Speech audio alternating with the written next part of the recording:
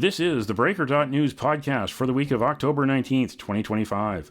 I'm Bob Mackin, publisher of theBreaker.news and host of the theBreaker.news podcast. Welcome to edition number 418.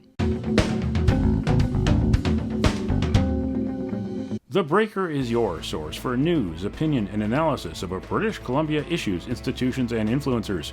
Later, I'll tell you how you can support The Breaker. On this edition, headlines from the Pacific Rim and the Pacific Northwest. I award a virtual Nanaimo bar to a difference maker.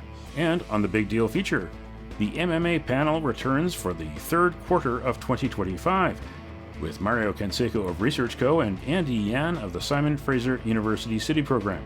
Plus, more from Alan Mullen, former Correctional Service of Canada manager and former Chief of Staff to Speaker Darryl Plecas, and Paul Stanley, the BC government's former Chief Security Officer.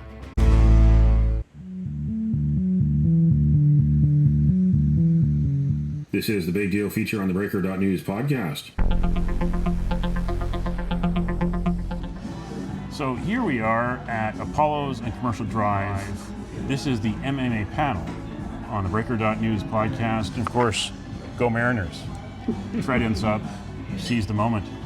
Over here is Mario, that's the M, Mario Canseco from Research Co. I'm the other M, Mackin. And over here is the A, Andy Yan, the Duke of Data from the Simon Fraser University City Program. And here we are. It's autumn in Vancouver. We're a year away from the next civic election, and a lot is happening on that front. Big news over the summer. This is our quarterly look back about what happened and what didn't happen and what could happen in the coming weeks and months. The big news over the summer for Ken Sim, the summer of Sim. He got rid of city manager Paul Mackin. We find out later that he's going to be eligible for about 2 years of severance, so $750,000 or so coming to him. In his place, Donnie Van Dyke from Delta. That's who is now the city manager, and he's got big directions from the ABC City Council. Zero means zero. A 0% tax increase is what's on order for 2026, the year that Vancouver's hosting the FIFA World Cup, the biggest, most expensive endeavor since the 2010 Winter Olympics. We'll start over here with Mario Canseco of Research Co. Zero means zero. Is this possible at all, or is that just a great slogan? It's a good slogan. I wouldn't say it's a great slogan. It's particularly problematic because of the fact that we're having the World Cup in Vancouver, but also because it's an election year. And we need to remember that this particular council wasn't very good at planning a by-election just a few months ago. And now we're going to be heading into an election which conceivably could also include a referendum on the park board if they get their act together and decide to add another line to the ballot. So it's a delicate balance. You know, you can say you're not going to get this property tax increase this year. You've had it for the last couple of years. But if that is going to take away resources that are required to plan for the World Cup and to have an election that goes better than the by-election, that's a problem. Andy Yan, Ken Sim promised a swagger when he came in 2022, but there's only been subtraction from ABC, from his caucus. And with a year to go until the next municipal election here in Vancouver, the two challengers, one is Karim Alam, his former chief of staff, his campaign manager, who elevated him to power in 2022. There was the firing that happened in early 2023 when Karim Alam became the ex-chief of staff in the mayor's office. And more recently, earlier this year, turfed out of the caucus was Rebecca Bly, who was elected originally in 2018 with the NPA ticket when Ken Sim was running the NPA ticket, lost narrowly to Kennedy Stewart. Of course, you've got Vancouver Votes is the party for Rebecca Bly, and Karim Alam is the Vancouver Liberals. You've got these two challengers. Do you think these two challengers really want to become mayor, or they want to get even with Ken Sim? Well, that's an interesting question, because for all the ambition these folks have listed out in terms of what they want to do in the city of Vancouver, they're going to need a team. And I think that this is going to be one of the interesting things, not only to kind of see the kind of platforms and the kind of, kind of charisma that they have in front of voters, the individual as mayor, as a prospective mayoral candidate, but it's really the team that they can build around themselves. And I think that that's really going to be the challenge, is to see who's going to agree to join which team and how they're going to run in terms of being a functional party, because I think over the last couple of years we've seen the kind of dysfunction in civic parties, and I think that it's going to be an interesting kind of race in terms of who the additional candidates will be, in addition to their announcements to being a mayoral candidate. Do you think there's a bit of an identity crisis here, that Rebecca Bly and Karim Alam will have to define themselves and maybe answer for some of their past positions? I mean, Karim Alam has been a federal conservative. He was involved in the BC Liberals. He was instrumental in the ABC Vancouver, which tried to portray itself as a big tent party appealing to people across the spectrum. Right. Then he went, this time last year, endorsed the NDP and David Eby. Now he's running the Vancouver Liberals. And Rebecca Bly, of course, was with the NPA, then went independent, then joined ABC, has gone independent, now with her new party, Vancouver Votes. Do you think that's going to be an issue with the voters? It will probably be an issue with their opponents, but do you think it will be an issue with the voters? What do both of you say? Well, I think that's exactly it, is what can you think about those platforms? I guess this kind of political intersectionality that is, I think, occurring, between these two these two candidates, I think leads on to some interesting questions about what are they actually about, what their long-term vision towards the city of Vancouver will be, simply because they've, I think, had all these different features. But then one might also note that it kind of gives the differences in Vancouver politics of how people can be very different, whether they're at the civic, provincial, or federal levels. It's a very good point. You know, you can look at the election of Canseco and say we got 51% of the vote with somebody who was relatively unknown, who had a cohesive team behind them, with a turnout of 36%. Can we get 18% of people in Vancouver to vote for us? Of course, if you have the right team behind you, and that is going to be one of the essences that defines where this campaign will go. If you actually have a team of councillors behind all of these new mayoral candidates that people want to support. I mean, it was a little bit easier for ABC because we were going off that year where Kennedy Stewart was the mayor, and we didn't have a lot of, essentially groups voting together within council. This time around, it's more, do we want to do what ABC did and essentially take over? It's going to be hard to do when you have so many candidates who are credible. Right. And I think it's going to be interesting to kind of see which candidate is going to activate which part of the city. I think one of the things you have to note about Ken Sim and his campaign was the fact that he was able to activate the entire southeast corner of the city of Vancouver that almost every other previous election in the city's history just kind of ignored, but yet he was able to kind of ride that into power versus, say, this traditional civic crescent. With where we are in Granville Woodlands right up to about Kitsilano Point, West Point Grey, that used to be the kind of civic crescent that determined the face of the mayor, much less the kind of traditional kind of east-west politics with the west side determining who would be mayor. That it's in a way it's in flux, but yet I think that this is going to be an interesting element to kind of see which candidate is going to activate which part of the city of Vancouver. Now here we are expanding to the region, looking at Metro Vancouver and all of its problems with the North Shore Wastewater Treatment Plant, which just has not gone away. You've got mayors who've been instrumental within Metro Vancouver for so many years who are going away. Malcolm Brody is calling it quits at the end of this term. I mean, he really is in many ways unelectable after the gift card scandal at City of Richmond, at Richmond City Hall, as well as the scandals of expenses and vacation junkets for people involved with the Richmond Olympic Oval. You've got, of course, Malcolm Brody and his high salaries, additional salaries for extracurricular work. He's just one of many power brokers at Metro Vancouver. Mike Hurley, of course, the Mayor of Burnaby, is the current chair, and Metro Vancouver decided to put a kibosh on its internal review of the North Shore Wastewater Treatment Plant because of the 2027 trial with Acciona. But people are seeing the cost mount on their bills. They've seen how Premier David Eby has basically given it lip service, said, oh, well, they'll step in if they need to step in, but they won't step in. They haven't stepped in.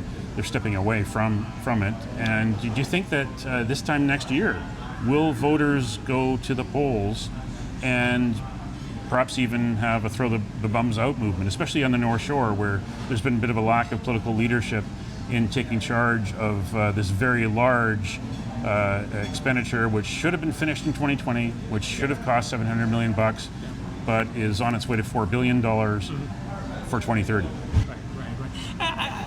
Of course, I'm totally biased because I just finished an op-ed piece with Ken Cameron and Richard White in terms of the discussion of the importance of Metro Vancouver. So kind of declaring my own biases that, I mean, there is very much this core function of Metro Van, and you got to remember it's an entity that's responsible for liquid and waste management, in addition to water as well as air quality. That those are the core legislative functions of Metro Vancouver, and those are things we need. And I think that indeed, with a growing region, that we're going to need even more. And yet the issue is, how should it be governed? How should those services be provided in a way that's affordable? Who should pay for the for maintenance as well as new capital projects? And I think that this is really part of that pain, and ultimately it's a question of leadership, both at the provincial level as well as the municipal level. And I think that it's also going to be, I think, a bit complicated simply because of the amount of decisions that have been made at the provincial level that used to be done at a local level.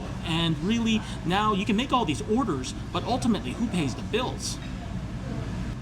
It's a very good point. You know, we're having discussions about low turnouts, mayors who are leaving, discussions about the future of council. I think one issue that is going to be discussed more than in previous municipal elections is amalgamation. Maybe not as far as the entire Metro Vancouver area becoming one municipality, but maybe looking into the Langleys, looking into the North Shore, looking into possible areas that could be working better if the services were amalgamated. The other complexity is there's a certain separation between the decisions made by councillors who participate in Metro Vancouver and the people who are out there saying this is now over budget. There's that sense of detachment from people who voted for many of these things happening, and it's always the same bureaucrat who comes out and says now this is going to be $1 billion more than it was before. So unless we figure out a way to make that governance more responsive to the needs of the people, this is going to continue. But I think at the same time, I think many a person has kind of enjoyed fantasy amalgamation. You know, which municipality should merge into which municipality, and I think the challenge is, in one way, on the kind of surface, it's really kind of interesting to say, hey, maybe we should have a North Shore, or maybe all the Langleys should come together. But when you go through the details of infrastructure, of capital improvements, of taxes, of services, that's where it gets really, really messy. And in that instance, you actually realize that there are some of these prospective partners really shouldn't get married, that they shouldn't get together, because it would actually be really expensive for one of the partners. And would that be such a great idea in reality as opposed to being on paper? And I think that this is really the interesting thing about kind of amalgamation, when you kind of take it from one level and move into the specific details, that it actually gets to be a lot more challenging. Now we go from talking about municipal amalgamation to provincial division in so many ways. Here we are with the latest version of the MMA panel. We've got some new dynamics. We've got constant infighting in the provincial Conservative ranks after John Rustad kept his leadership after a rather underwhelming vote tally. About 1,300 members voted and 900 said keep Rustad as the leader, so he stays as the leader, but we've seen some subtraction since then. Eleanor Sturko, high-profile MLA, gone from the Conservative caucus.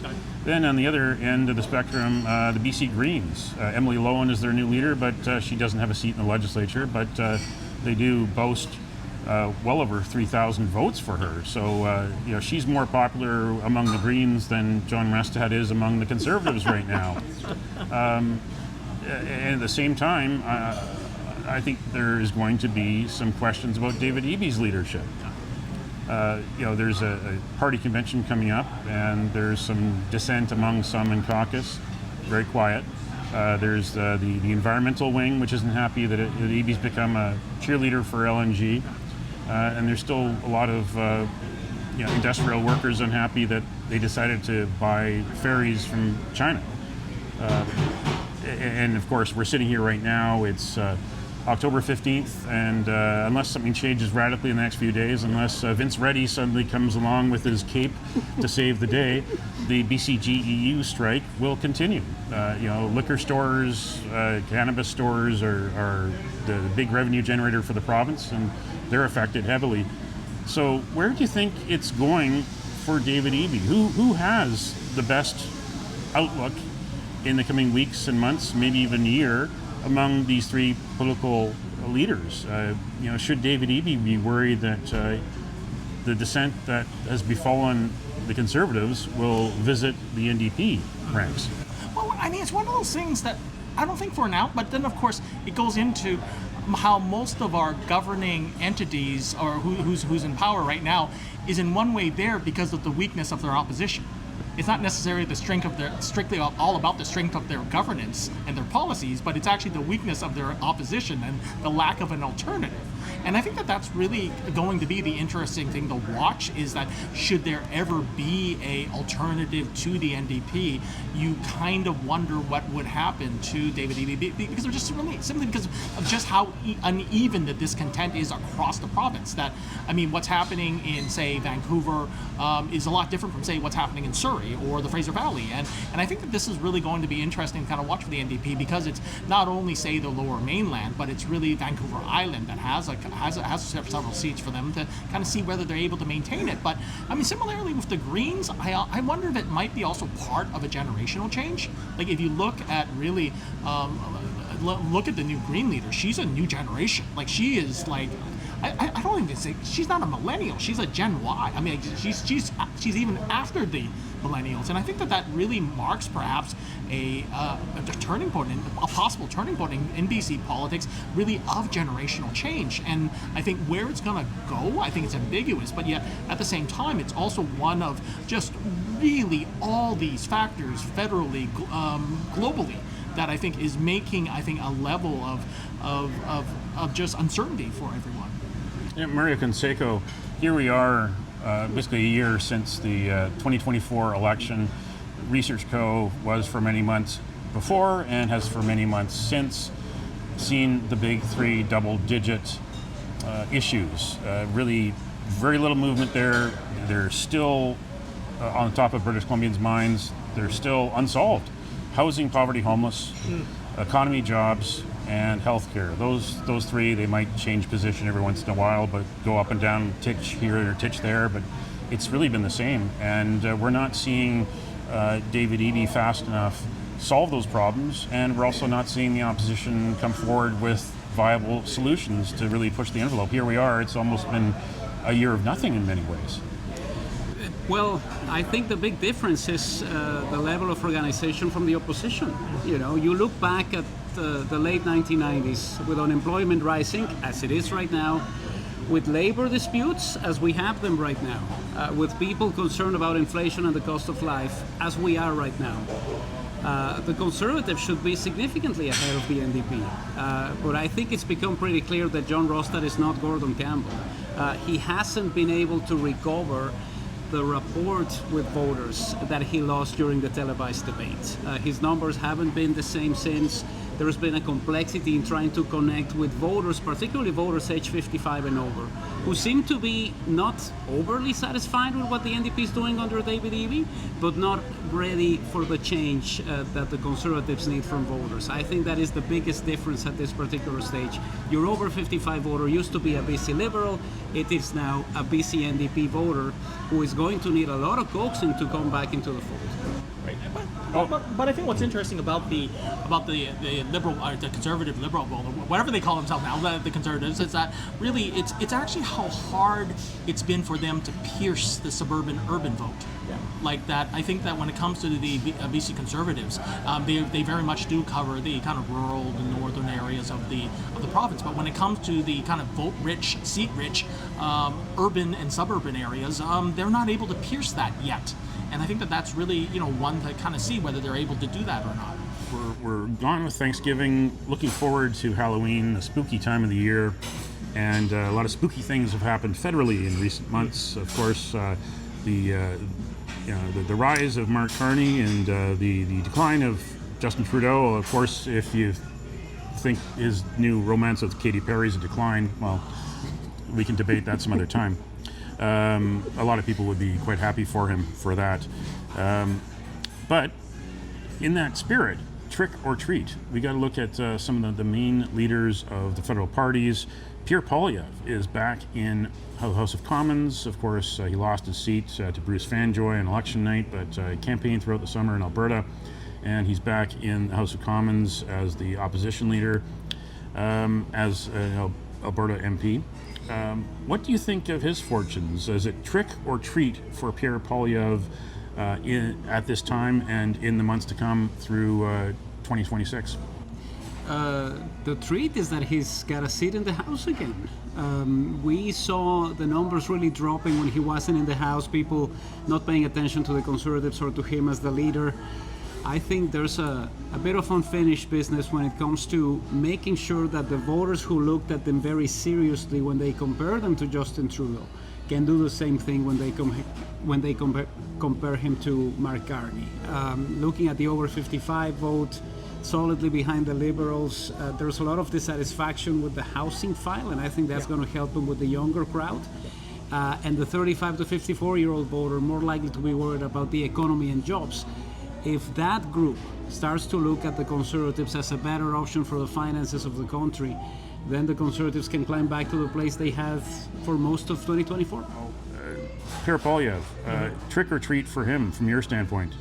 Well, I think Pierre Poilievre's nemesis and his strength has always been running against Justin Trudeau. Now, the whole thing is somebody needs to mention to Pierre Poilievre that Justin Trudeau is no longer Prime Minister. And I think that it's interesting to kind of see him try to use the same comments and the same tactics on Mark Carney. And I don't think it works. Like, I think they're kind of like the kind of issues and challenges that are facing where we are today are so different that I don't know the kind of tactics that Poilievre is using in terms of countering or providing the alternatives to Mark Carney is really working. And I think that it's really going to be, I think, an element of him trying to recalibrate himself to the fact that he's no longer running against Justin Trudeau, but he is fundamentally dealing with somebody who's very, very different from him. And I think that so far, he hasn't really kind of come into anything, I think, of substance when it comes to housing, when it comes to the economy. But yet at the same time, our country itself is facing its own challenges. I think that in dealing with really what happened with the immigration file, I think the substantial loss of the immigration consensus shared within Canadians, I think, really is part of the major challenges ahead of us in terms of economic well-being. We now have unemployment rate of, I think, 7.1, 7.2. I mean, those are big numbers. And really, what is the strategy moving forward in terms of decreasing unemployment, but increasing our productivity? I think that it's still challenging. And I think with Mark Carney, it's seeing his activities internationally is interesting. Kind of see a certain level of success there. But yet, when it comes to domestic politics, much less Canadian American politics, it still seems to be fairly open towards what will happen. And on the other end of the spectrum, the NDP, which lost big time on election night. Jagmeet Singh out as leader. The party didn't achieve official party status in the House of Commons, but now you have a leadership race. Is anybody paying attention to this leadership race anywhere? I mean, it's a perfect time for it because here we are in the period of Halloween. People are going to the pumpkin patch and looking at orange everywhere and trying to figure out which one is the best shape, which one is still is firm, which one is mushy. Yeah. I mean, is there anyone in this NDP leadership race that is going to inspire anyone to give that party a look in the next election? Well, I think the interesting issue is that it's orange mixed in with a bit of green. And I mean, what happened to the Green Party? And I think that this is a really interesting moment for third parties and the kind of issues. And I think I saw something that was, where did I read it?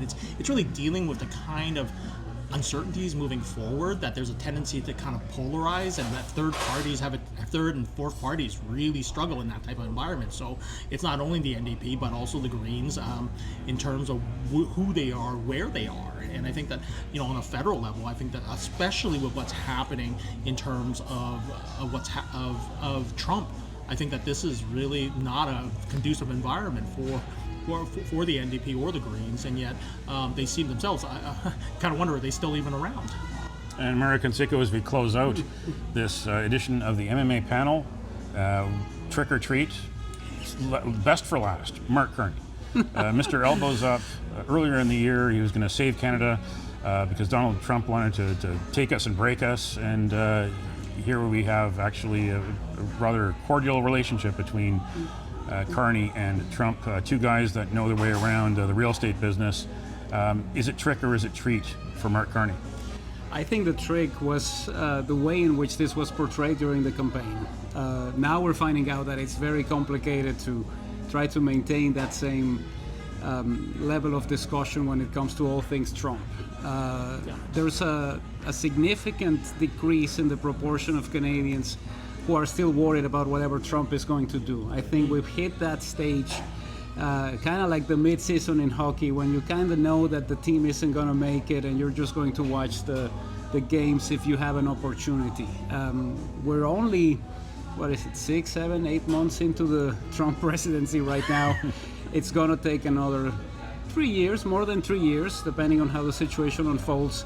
And Canadians are looking at domestic issues more than they did before. So the timing for a campaign based on who's best to manage Donald Trump helped them immensely. I think that was the trick. But there's a complexity in trying to show a treat to Canadians in the form of a better managed housing file, a healthcare system that is funded properly, and more importantly, the economic conditions for the country. Those are the things that they have to figure out in the next 6 or 7 months.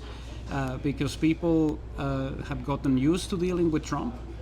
They know that it's no longer Pierre Poilievre who's going to be dealing with Trump, and that puts people at ease a little. But that doesn't take away all of the domestic concerns that many Canadians are voicing right now. And I think really what's going to happen, I think really will be laid out in terms of the federal budget, or the different kind of ways that they're going to lay out the federal budget now. And I think that that's really going to be where the proof is in the pudding, is really what is going to be funded, what's going to be cut in terms of the federal budget. I think it's November. I think is really November 4th. November 4th is the first cut. So I think that's really going to be really, I think, telling towards what the Carney government truly sees as a priority and what it doesn't. Well, on that note, it'll be elbows up and elbows up with my coffee, and because I'm wearing the Mariners, it's also tridents up. Go Mariners. Yes. The MMA panel, that's Mario Canseco, the first M with Research Co. I'm the other M, Mackin. And we got the A, Andy Yan, the Simon Fraser City Program Director.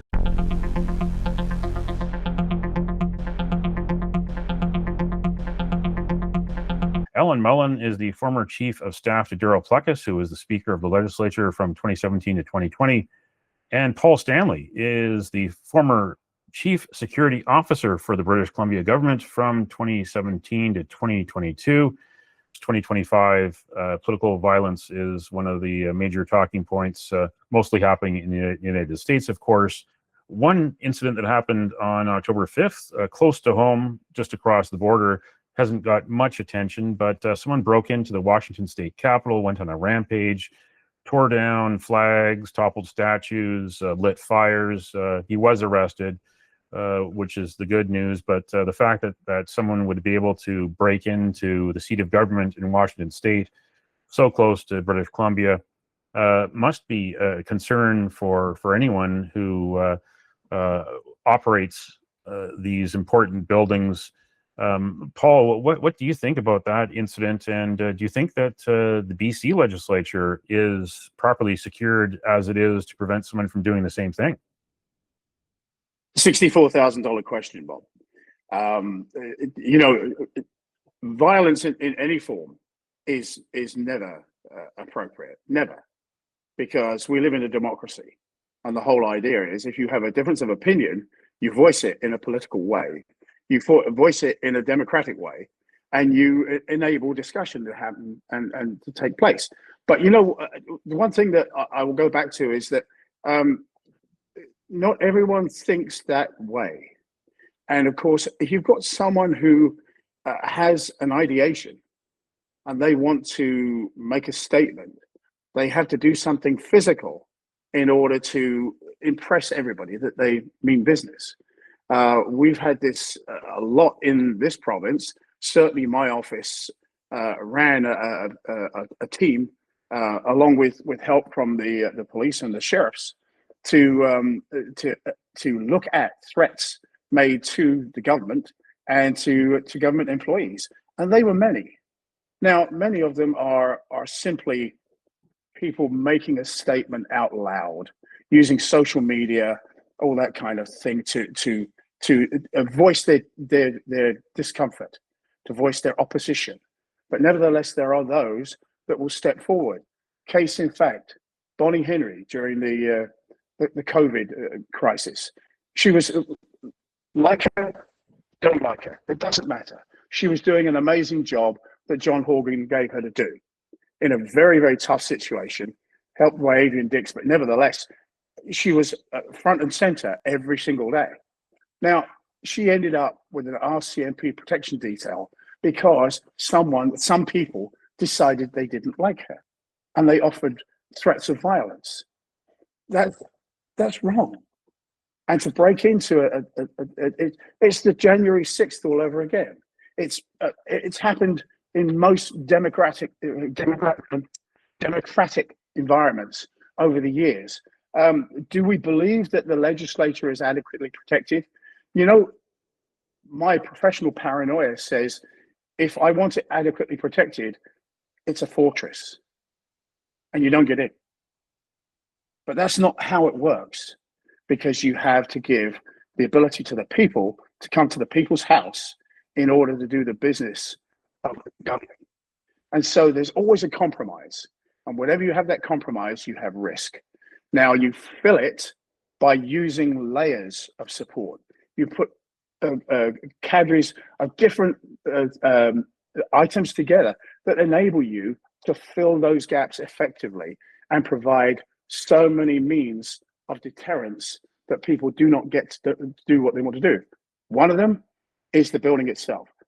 The other is technology. Another is personnel and processes and procedures and policies. Those things all come together, and if they work well, you have a good system. But you know what? Patently, it didn't happen in Washington. And someone was able to get in. The rogue will always get in and do what they want to do. Look what happened a few weeks ago where they put the flag up outside the legislature. You know, and it seems at the time, how did that happen? What do you mean, how did that happen? You've got technology there, you've got cameras, you've got guards, you've got officers with guns walking around all the time. You've got the police patrolling the area as well. How did you not know? Well, that's it.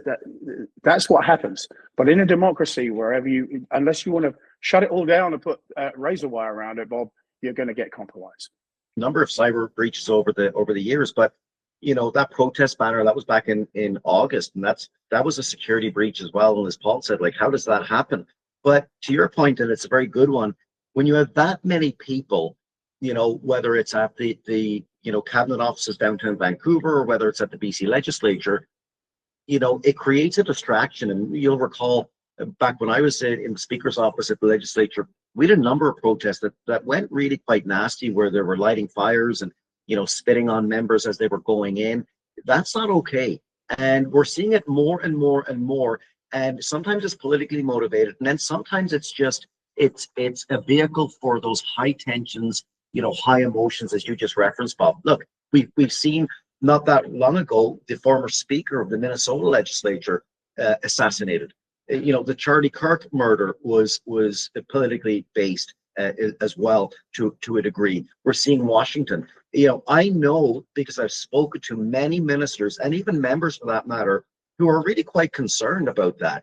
You know, this increase in political violence, whether it's politically motivated or not, is sometimes not even the case. It's sometimes, like you say, it's, just emotions, high emotions, whether it's based on unions or one thing or another. And sometimes it's just a statement. I mean, there is, mental health issues out there as well. And, I know that the lieutenant governor in this province and across the country are saying, well, I'm the king's representative here in the province, the governor general being the king's representative for the country. What about them? Where's their protection? The premier has an RCMP detail. Well, what about ministers? If the minister of health for some reason gets blamed for ER closures or whatever the case, they're at risk and they know it. And I'm not sure. I think we need to take a real hard look at it and get serious about it. I mean, yes, it's money. Yes, it's this. Yes, it's that. But something's going to happen here, and something more. And I've had a conversation with the current and former Solicitor General, where something's going to happen. It's not just going to be hanging a banner. And I think we, as a society, but more importantly, they as government, need to get serious about those issues, whether it's protection of the people's house, whether it's protection of the ministers of the crown who are there doing their work, whether you agree with the work or not, protection of our public officials. We need to get serious. And you referenced at the beginning of our interview here, we have the FIFA World Cup coming up. Well, if we can't get serious about protecting, the base, folks and issues in our society, how are we going to protect when the world comes knocking, when the world comes to visit? And we need to get really, really serious about that conversation. And it needs to be a public conversation, in my view. FIFA World Cup, it's October 9th, 245 days until the kickoff in Toronto, and then 247 from today when we're recording until the kickoff in Vancouver. But they got to be ready much, much sooner than that, months before then. I was asking Public Safety Canada this week about their preparations, about their budgeting, and they tell me they're using money from existing resources. That's the ministry, of course, that includes the RCMP, the Canada Border Services Agency, and other federal security and safety agencies. The provincial government is waiting for a multi-party agreement to be signed. It seems like there is not much organization here, and this is a very complex event because it involves partnership with the United States and Mexico to carry on this tournament, the biggest sport event ever in history for a single sport. And it seems like it's not getting the attention and the budgeting and the resources it deserves and it needs. There's something to bear in mind here. Excuse me. The FIFA as an organization is very, very, very stringent on its regulations and its standards, even down to branding and all those kind of things. So that we've seen these horror stories already of local businesses around BC Place not being able to function because they come within this exclusion zone that FIFA are going to set up. Now, FIFA have been doing this for a long time, and what they've got is they've got tomes of regulations saying if you want to do this, you have to agree to these conditions. So they are driving the bus for the three nations that are involved. Regardless of who it is. Now, obviously, the US are taking primacy on this because they're hosting the larger amount of the events, and we are very much the third parties in all of that. But so much of this is prescribed already, and you simply have to comply, or you don't hold the event where you want it. That's it. There's no gray area with the FIFA. It's us. It's our way or the highway, and so there's an element of that attached to it. And part of that element is the confidentiality of the processes that they're putting in place and the monies that are being spent. They do not disclose.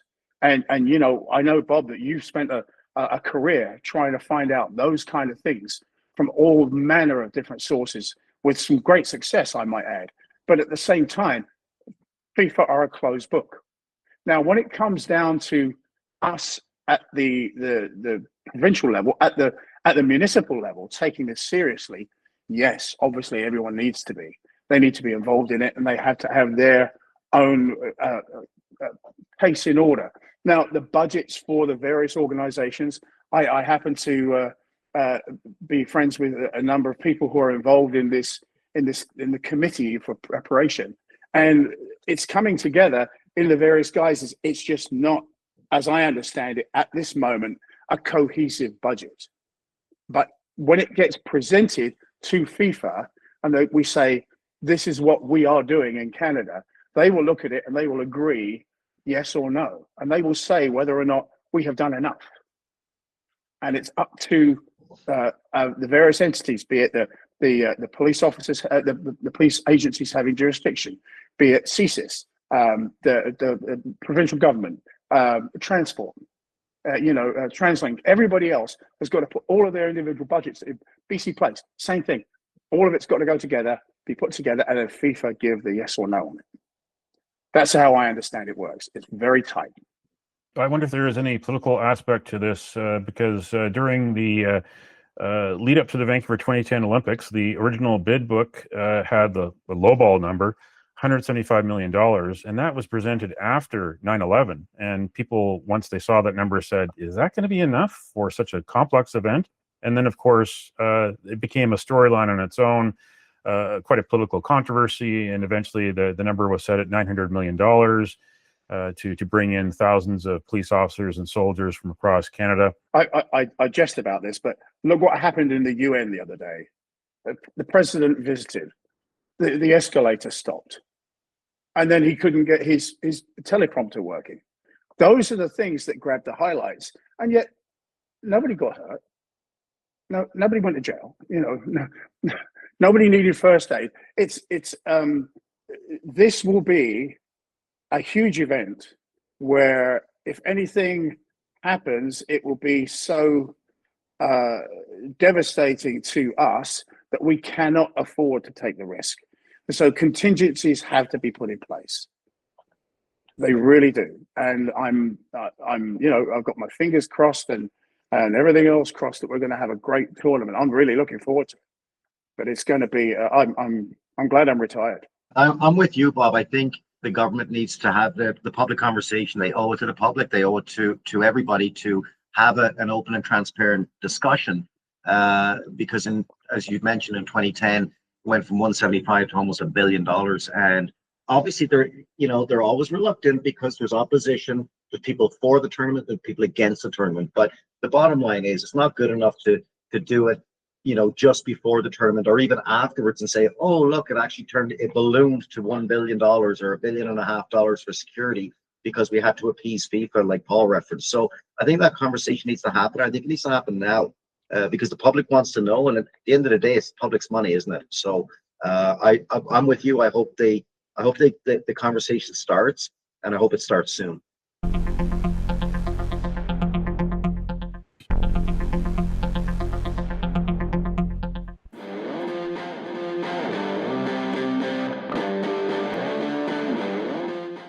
Time on the Breaker.news podcast for Around the Rim. We look at news headlines around the Pacific Rim. In Focus Taiwan.tw. Ministry of Digital Affairs plans to block TikTok on school Wi-Fi networks. A nationwide ban would require social consensus due to its implications for freedom of speech, said Digital Affairs Minister Lin Yi-Chin. Lin made the remarks in a legislative session during which Kuomintang legislator Hung Meng-kai called for a total ban in schools of the social media platform developed by the Chinese company ByteDance. Minister of Education Cheng Ying-yao said in a separate legislative session that his ministry will respond through both campus rules and media literacy education to help students identify misinformation. In ABC News Australia, more work to be done. Minister apologizes for crime stats bungle. Queensland's police minister has apologized for the release of bungled data that overstated a reduction in the number of victims of crime in the state. The Queensland Police Service said human error was to blame for the incorrect figures, which were announced by Premier David Crisafulli at a press conference last week. The data indicated that between January and September of this year, the number of victims of crime in Queensland had fallen 10.8% on a per capita basis, when compared to the same time last year. The actual reduction, 6.5%. In Hong Kong Free Press, Hong Kong to allow Guangdong vehicles up to 3-day stay under new cross-border travel scheme. The southbound travel scheme marks a major policy breakthrough that will open up a new travel mode for mainland China residents to Hong Kong, the Transport and Logistics Bureau said. Currently, the only mainland vehicles that can drive in Hong Kong are those belonging to Guangdong companies qualified under a scheme in the province. These companies have a limited quota of cars that can be driven on Hong Kong roads. That's Around the Rim on this edition of the Breaker.news podcast. Now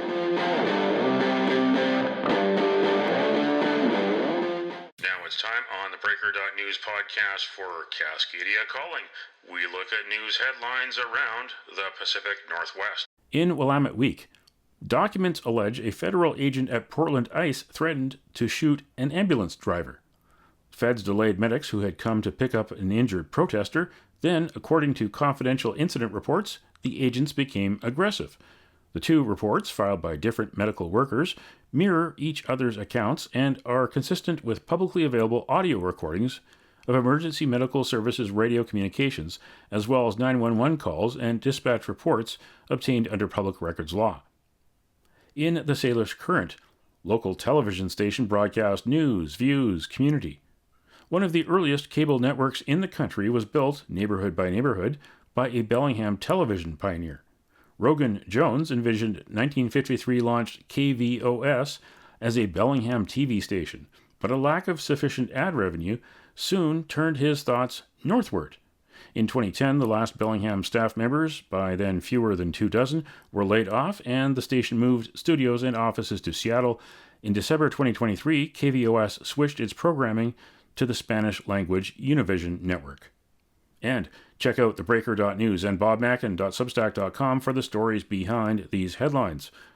Chilliwack, now part of Metro Vancouver's troubled sewage plant project. And patronage by the pair. Health board honchos hired at Hydro. Read the stories behind the headlines. Go to theBreaker.news and bobmackin.substack.com. That's Cascadia Calling on this edition of the Breaker.news podcast. Don't matter what color you are, 'cause love will conquer hate, so you won't stand alone, you won't stand alone. The virtual Nanaimo Bar, brought to you by Spruce Hill Contracting. Every week we end the Breaker.news podcast on a tasty note by awarding the goodness of a virtual Nanaimo bar to people making a difference. A virtual version of the province's favorite dessert bar goes this week to meteorologists. It is storm season up and down the west coast, so a special thank you to the folks who keep their eyes on the skies so they can tell us what's coming our way at this rainy and windy time of year. And you can nominate someone for a virtual Nanaimo bar. Send me an email to bob@theBreaker.news.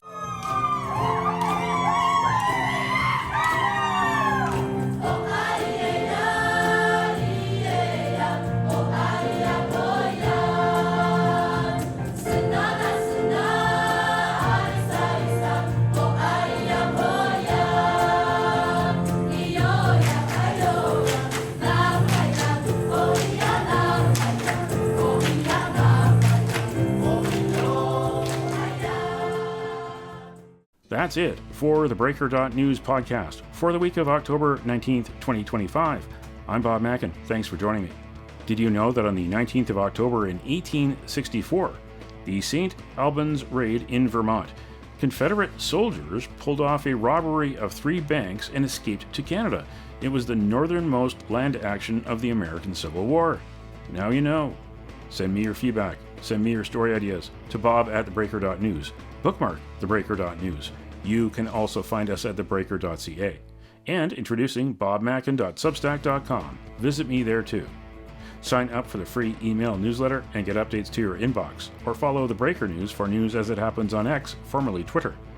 And you can support The Breaker for as little as $7 a month. For more information, go to bobmackin.substack.com. Until next week.